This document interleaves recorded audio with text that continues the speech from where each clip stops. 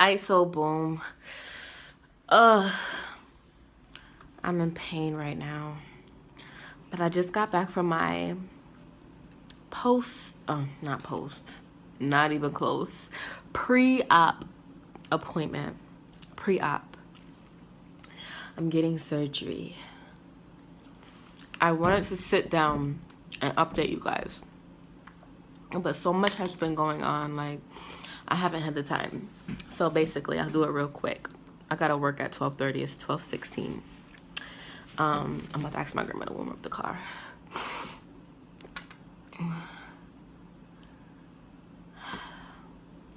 But I don't know where to start.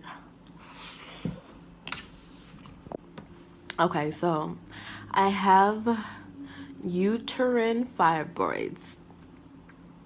Fibroids are benign tumors that live in your uterus and suck up all the blood and make you miserable, make you so miserable and so, oh my gosh, and then you just writhe in pain. And that's what I've been going through since September when I found out. I have been in so much pain. I've been miserable, like literally labor pains. Labor pains. They are the pain of fibroids are compared to labor pains. Not that I would know, but the videos that I watch, women who had babies say that they compare it to labor pains. So I've been having labor pains. It hurts so bad, you guys. It's just like last night I felt like my stomach was being wrung out like a wet shirt, like just being wrung and wrung and wrung. Like I cried so, oh my gosh. Anyways, maybe I should do this when I'm not in pain. I'm gonna come back when I'm not in pain.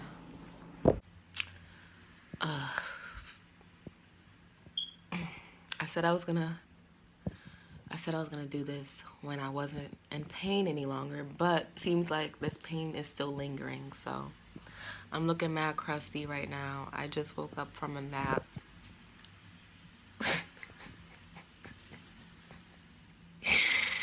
Oh my gosh. You know when you're like a child, like when you were younger, and you be crying and stuff, and then you have the dry marks, and then like your mom or your grandma especially be like to wipe it off. Oh man, what was I talking about? I was talking about my fibroid situation. So I have been living with uterine fibroids probably longer than I've known, but I found out in September, Labor Day weekend. I went to the emergency room because I was having some like intense pains, like intense. It wasn't even cramps, and I know my cramps, and those were not cramps, and they were just like so intense. I could not stand up straight. I could not stand up straight. It took me 45 minutes to get in the shower and get out. It hurt so bad. And basically, I got to the emergency room and they try to tell me like, oh yeah, it's probably just like period cramps. And I'm like, no, these aren't period cramps. Like, I know my body. How you gonna tell me? I know my body. Oh, it might be a UTI. It's not a UTI. No. It's something deeper than that. Long story short, they gave me blood work and an ultrasound. The ultrasound, I was asking her like, oh, she wasn't trying to tell me like what she found or whatever. So I ended up being in the emergency room. Obviously, you're gonna be there all day, so all day type of thing. I went in probably like 1 or so. I didn't get home until like midnight. Ultrasound said that there was a mass pushing on my bladder, and so I had to go to my doctor the following Tuesday because it was Labor Day weekend. So Monday, everything was closed. So Tuesday, I went to the doctor, got another ultrasound, confirmed that the mass was a fibroid in my uterus. And I can't remember what type of fibroid it was. There's different types. But if you like look it up, or if you know about fibroids, then you know that there's different types of fibroids. My fibroid is located right where, like, I think she said like at the top of my uterus, so like where like like the baby would be forming, or something like that. Anyways, so that's what I've been dealing with. The pain is ridiculous. The pain is unbearable. Unbearable. Like literally, I was going through this. This is such a long story. I don't even know. Like, so I went to like 3 doctors. Maybe I'm exaggerating. Maybe there was 2. So I went to the doctor that they sent me to after the emergency room. She basically, when she explained to me what a fibroid was, I had to ask her because she just said it like I was like I already knew. Oh yeah, you have a fibroid, and that was it. Oh, you have any questions? Well, duh, I have questions. What is a fibroid? Is it cancerous? Can I have kids? What's going on? Hello, can you let me know? I know nothing about fibroids. I had to research everything on my own, basically. I had to learn about fibroids on my own. And she prescribed me she said, oh yeah, well just watch it. Girl, I'm in pain. What do you mean just watch it? I am in pain. Unbearable pain that I be calling out of work for. Yeah, we'll just watch it. What she did was she upped my birth control dosage in the hopes of controlling the symptoms. That didn't work, obviously. I found myself a new doctor, a black doctor. And yes, I had to find a black doctor because white doctors usually don't take black patients serious because like they think we're exaggerating our pain and our symptoms. So I had to find myself a black doctor. I found her, and yeah, she like eased me. She explained to me what a fibroid was. She like, did the whole 9, like, and she told me that it is common in black women, and I'm only 24, so the chances, I don't even want to get there yet. So from there, our game plan was pain management. She prescribed me a new birth control. If this new birth control did not work, then we would do the IUD.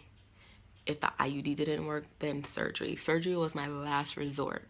My very last resort. I did not want to do surgery. I even changed my diet. I told you guys I stopped eating meat and dairy because I was researching, and it said, like, you know, that may play a huge part in it. So I stopped doing that. Stop eating those foods and stuff. Obviously, it didn't change anything, but I'm not going to go back to eating those foods. So she prescribed me low Seasonique. Seasonique is the continuous birth control pill. You take it for 3 months, and then you have the placebo pills. You'll get your period basically like 4 times a year, I think it was. Basically, I was taking those. I was bleeding for, oh my gosh, I want to say, I don't even remember how many. I'm shaking. I don't remember how many days I was bleeding, but I was bleeding for like 2.5 months straight. Bleeding. It wasn't no little spotting, panty liner type of thing. No, bleeding. There was no like, no intensity of pain with the bleeding, but it was just annoying. So that was going on. And then I went back to her because I'm like, listen, son, I've been bleeding since November. And at this time, it was January, November, December. Yeah, it was January. I'm like, yo, I've been bleeding since November. It's January. What are we doing? I need to do something. And so stop taking those pills. And then when I stopped, obviously my actual period came, and then that was done for. We talked about doing the IUD. I was about to set a date to get it implanted, and something was like, nah, not yet. Well, not something. I know God was like, nah, don't do that. So I didn't end up setting the date. I wish I would have documented while all these things were going on, because son, I was getting some signs after signs, like a hawk landed on my fence in January, like when all this stuff was going on.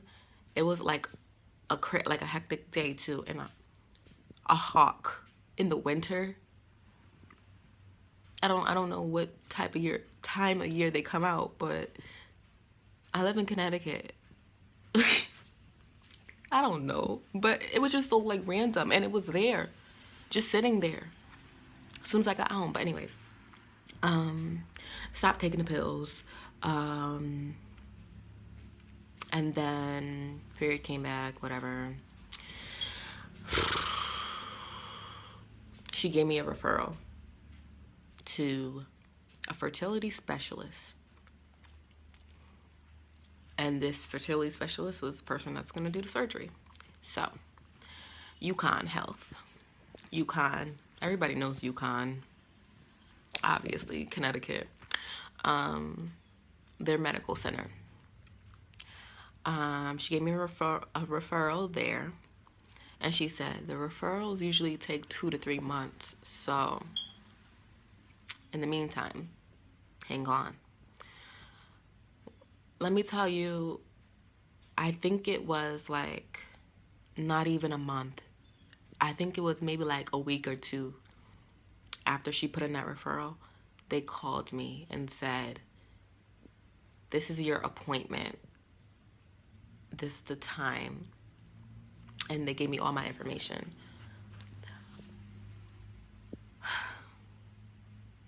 I took that day off. Not because I was going to have a doctor's appointment, but because I was going on a retreat, which I vlogged for the retreat. I was going on a retreat. That was February 15th. I requested that day off. And then, you know what my excuse was? I didn't want to say I was going on a retreat. I said I had a doctor's appointment. This is before I even knew I had a doctor's appointment. God is so funny, isn't he? I wrote down, request off, why, doctor's appointment.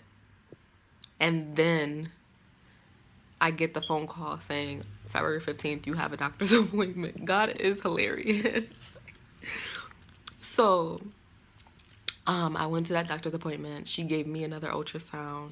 And she told me, yeah, so boom, like we could do the surgery. It's going to be a minimally invasive one, which is I'll write the name, robotic laparoscopic myomectomy or something like that. Basically, it's 5 incisions in your belly, and that's how they get the fibroid out, rather than doing the C-section cut. And so here we are. After that, she said, I'll give you time to think about it. You don't have to set up a date right now. So I said, all right. I got time to think about it. I called them. Before I called, I'm like, God, I didn't know. Like, I was battling with myself. Like, God, I know you're a healer. I know you can heal me. But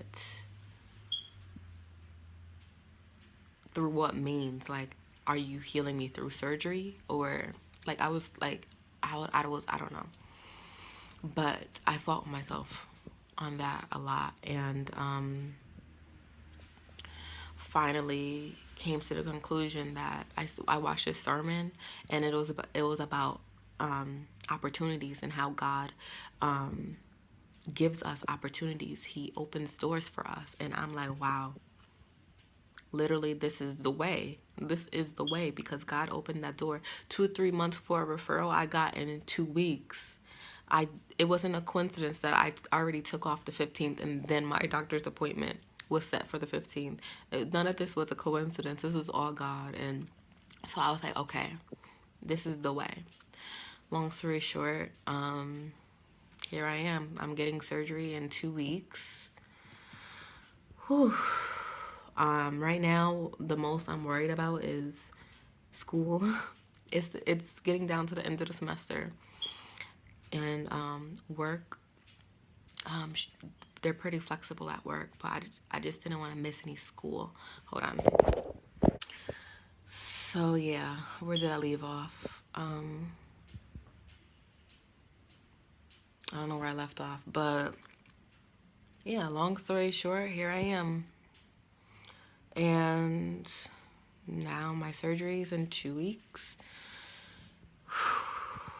I am nervous. I'd never had a surgery before. The only thing I had was my wisdom teeth taken out, but I never had like a major surgery. So I'm nervous, but I also know that God got me and that He got me. So I'm trying to document my journey because I know that there is other women out there that was in the same position that I am in, and like had no idea what fibroids were and all this stuff. And I was on YouTube trying to find videos of like journeys and recoveries and stuff, and I could barely find anything. Like I found like 1 or 2 videos or 1 or 2 people, and the other ones like of my specific surgery, and the other videos, the surgeries were like the C-section cut, the open surgery. Mine's is gonna be the 5 incision robotic one.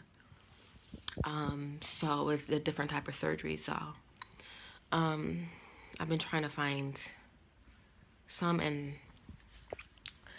I barely found any. So I'm vlogging my journey to possibly help someone else, that's going through the same thing. You're not alone. I know it hurts. I know it hurts, girl. I know it hurts. But you will get through it. Ooh. Listen, man. Got my ginger ale right here. I'm so hurt right now. But yeah, right now, this is it. I'm gonna end this vlog here. And if I forgot anything, I don't know, ask me questions or whatever. So yeah, that's it. That's all I wanted to say. Want to just talk real quick about that. And today, let me tell you today's Friday. I work Fridays, 12:30 to 8. I went to work this morning after I had my pre-op this morning, which was just consisting of me signing my life away, basically signing the paperwork, giving consent to operate on me, and giving consent to do the C-section cut if all else fails. If she can't get the fibroid out the way she wants, then she'll have to do the C-section cut. And that will give me a longer recovery period of 6 to 8 weeks. So I had to sign off all those papers. I got blood work, and that was it. She gave me all the information that I need to know. Also, what was I about to say? So after that, I went to work at 12:30, and I was in so much pain. At first, I was like, I could handle it. 2 o'clock came around, son, my stomach was on fire. on fire. Literally, I was fighting back. I work with kids, girls. I was fighting back tears because I didn't want to cry in front of them. We're in the gym, they're playing, and I'm sitting here like, oh my goodness, like my head is down because tears are coming out of my eyes, and I'm like, I can't. And then one of my coworkers, she walked by and she was like, "Are you okay?" And I was like, I looked up at her, tears coming down my eyes. She's like, "What's the matter?" I'm like, "Yo, my stomach." Like, they already know like the problems that I'm going through because obviously I have to take that time off for the surgery. And she's like, "Go home, go home. Don't suffer through this. Go home. I'll stay in here with the girls. Just go." So I went downstairs. I already told my boss, I was like, I can't, I'm not gonna make it. I'm not gonna make it through the rest of this day. Like, I am bawling. And she's like, "Oh my gosh, like, go, like, do you want me to, I can bring you home, get your stuff, whatever, whatever. Like, I'll bring you home." I'm like, I'm just gonna call my grandma so she can come get me. And she's like, "Okay." So my grandma had came to get me, left my car there, and I'm guessing like my brother went to go pick up my car. But anyways, yeah, my grandma came to come get me. I left work at 2:30. But my stomach was on fire. But yeah, it's tough, but these next 2 weeks are it's gonna be a long 2 weeks till that surgery. But I'll see you guys. I'm gonna try to document. So I'll see you guys.